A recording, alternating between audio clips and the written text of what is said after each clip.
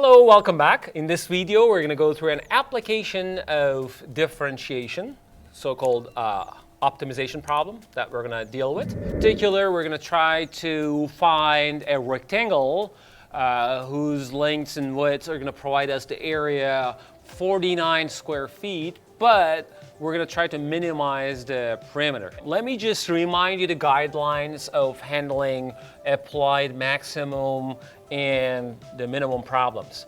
First of all, we're going to identify all given quantity. If possible, make a sketch. And for this problem, we can make a sketch, easy sketch. And we're going to write down a primary equation for the quantity that is to be maximized or minimized. And in our case, it's going to be minimized. And we're going to reduce the primary equation to a single independent variable type equation. And that's going to be done by using secondary equations which are relating the independent variables of the primary equation.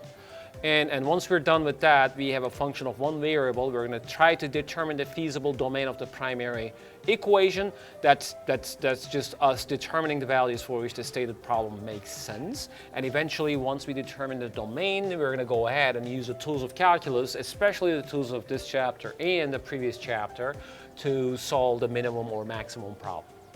And here is the little sketch of this problem. So essentially, we are going to find this yellow rectangle whose sides are x and y, so that the area, which is x times y, is going to be 49, but the perimeter is going to be minimized. Since I have already determined all the quantities, so why don't we go ahead and write down the primary equation. So let me just write it here. Well, the perimeter is going to be minimized, so the perimeter is going to be what? Sum of the sides of the rectangle. So it's going to be 2x plus 2y.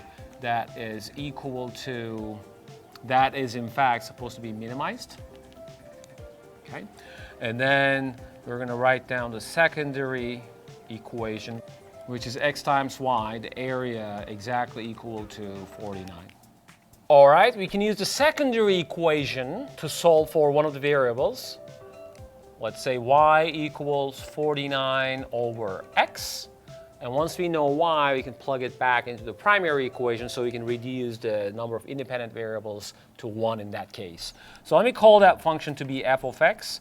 So f of x is going to be 2x plus 2 times y, which is 98 over x, and that has to be minimized. So the next task is to determine a feasible domain for this problem. Well, since we're looking for a rectangle with sides x and y, so x and y are supposed to be positive to start with. And in fact, we're not allowed to have x to be 0 because we're dividing by x here. So our feasible domain could be all x's such that x's are positive. So domain of this one variable function should be what?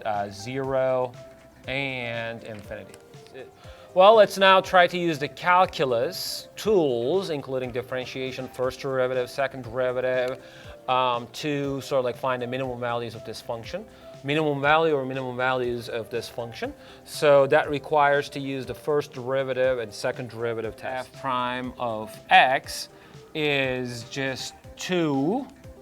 And this one, you can take it as like 98 times x to the power of minus 1 and apply power rule to that. It's minus 8 x to the power of minus 2, which is 1 over x squared. Okay, so this is equal to 98 x to the power of minus 2. And let's also check f double prime. Well, the derivative of this one is 0, and this one comes with the derivative 196 divided by x cubed, because the power here becomes negative 3. We subtract 1 from the power. So that is 1 over x cubed. And obviously for positive x's, this is going to be always positive. Okay? This also tells us that if we have a critical point for f prime, that is going to be a relative minimum value. If you have more than one, they're going to be all candidates of relative minimums. Well, how do we find the critical points of f prime? Well, we are either looking for x's that make this function undefined or the x's that makes this function 0. Well, looking at this description here, I can perfectly conclude that x equals 0 is one of the critical points. However, x equals 0 is not in the domain, so I don't need to worry about that, at least for this problem.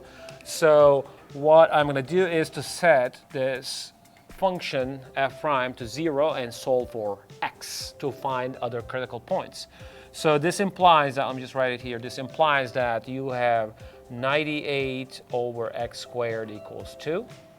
And this implies that 2x squared equals 98. But that is equivalent to say that x squared equals 49. Okay? And if you take the square root of both sides, then x turns out to be 7. Plus minus 7, but since we're not allowed to have negative x's, there's only one critical point, which is 7. That's relevant to what we're looking for. Okay? And when x is 7, we can find y by using the secondary equation. So y turns out to be 49 divided by 7. That's also 7. So here, a quick conclusion is that we were looking for a rectangle providing us the minimum perimeter with the area 49. That turned out to be a square whose sides are all 7. Okay? And we know that since f double prime is positive, this value is going to make the perimeter minimum. And what is that minimum value? So essentially f of 7, which is the minimum perimeter, is going to be what? There we go. 2x plus 2y essentially is 28. Okay?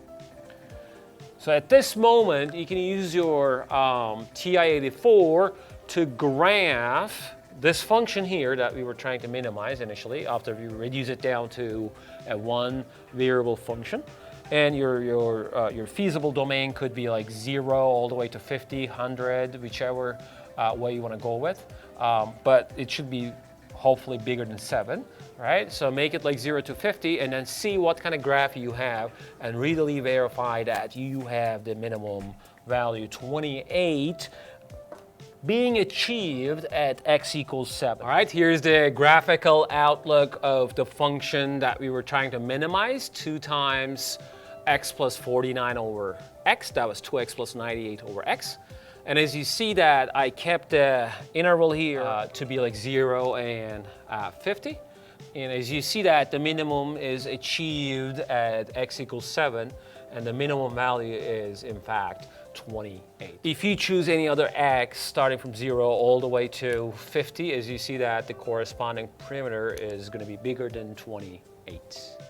So the graph verifies our analysis, and this ends the video. Thanks for watching. I'll see you in another video. Bye.